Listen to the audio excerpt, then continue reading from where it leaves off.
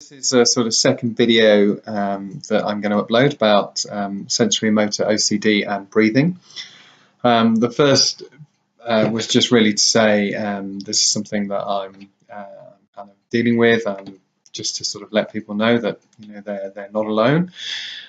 So I thought I'd try and do something that's a bit more constructive this time, and tell you what I've found that's helped in the last kind of year.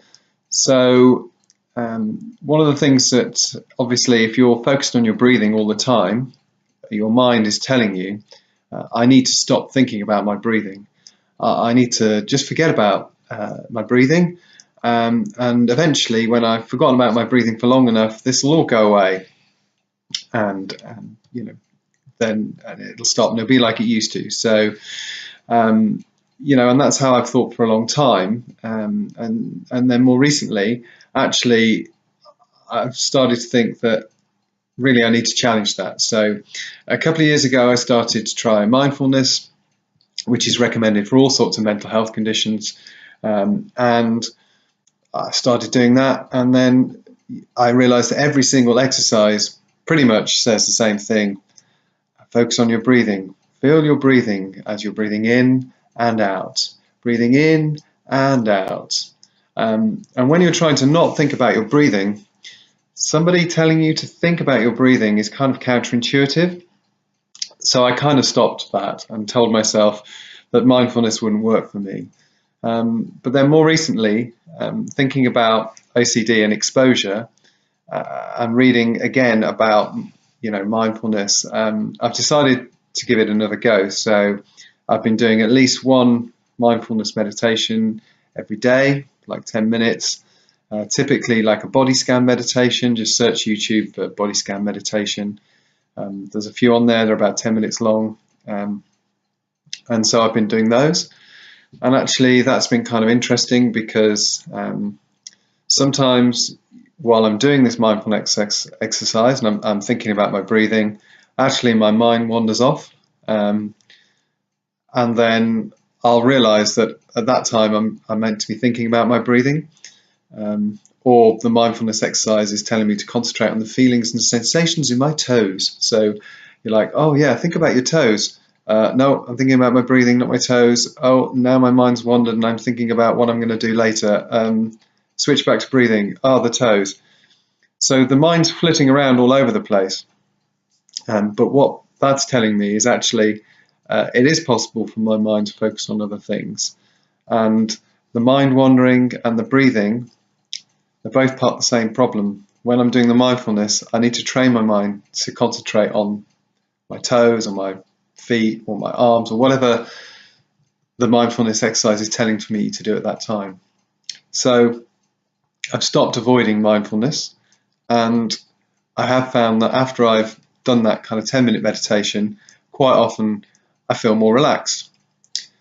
So the other thing I've become better at is kind of deep breathing exercises, relaxation.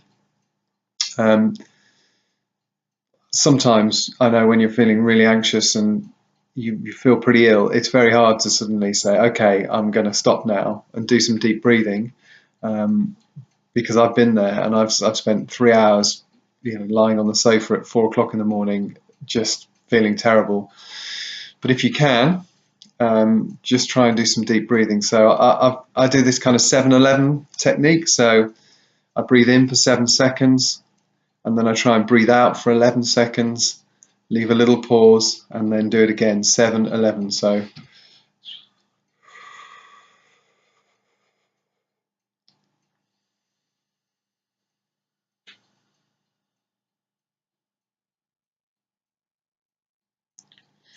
and then I repeat. And I found that if I do that for about 5 minutes, then quite often the background anxiety reduces, and that time I've been concentrating on my breathing and I've been controlling my breathing, actually controlling it, not just aware of my breathing, but actually in control.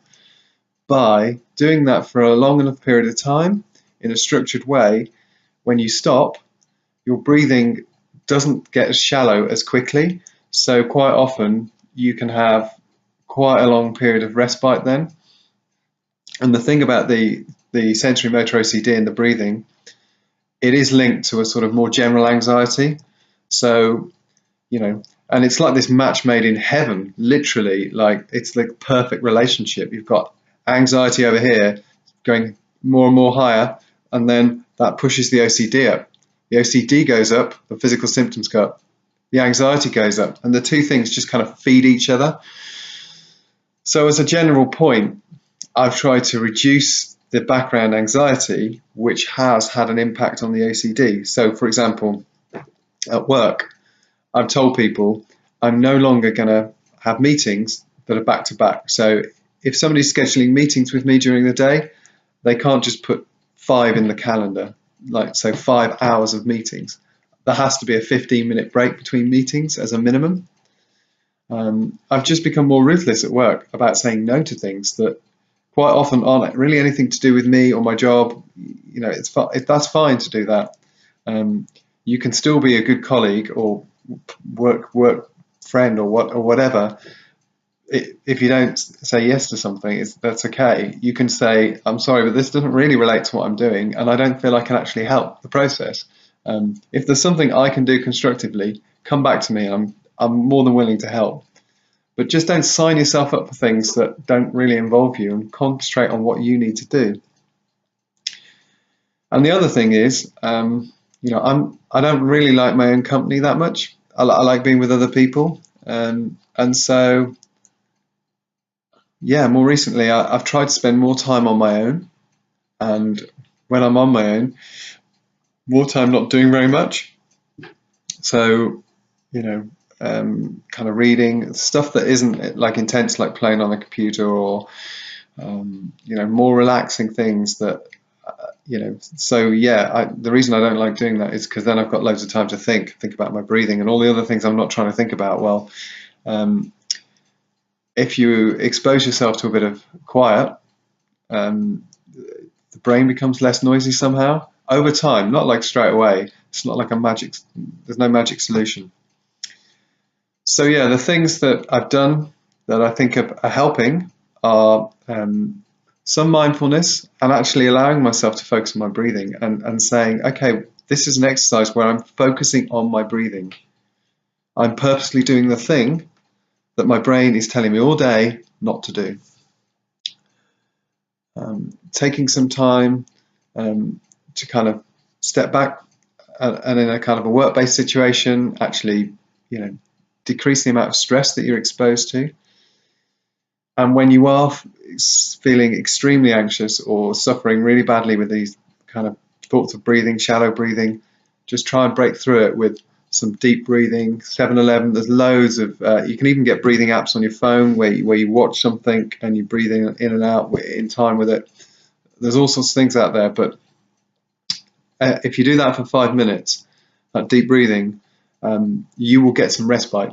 You're not going to be cured. Oh, suddenly I did some deep breathing and anxiety and the OCD is gone. But you may find that actually I did that, and then I had half an hour where my mind was a lot clearer. And you know, incrementally, each time you do that, it will make it easier. Anyway, have a good weekend.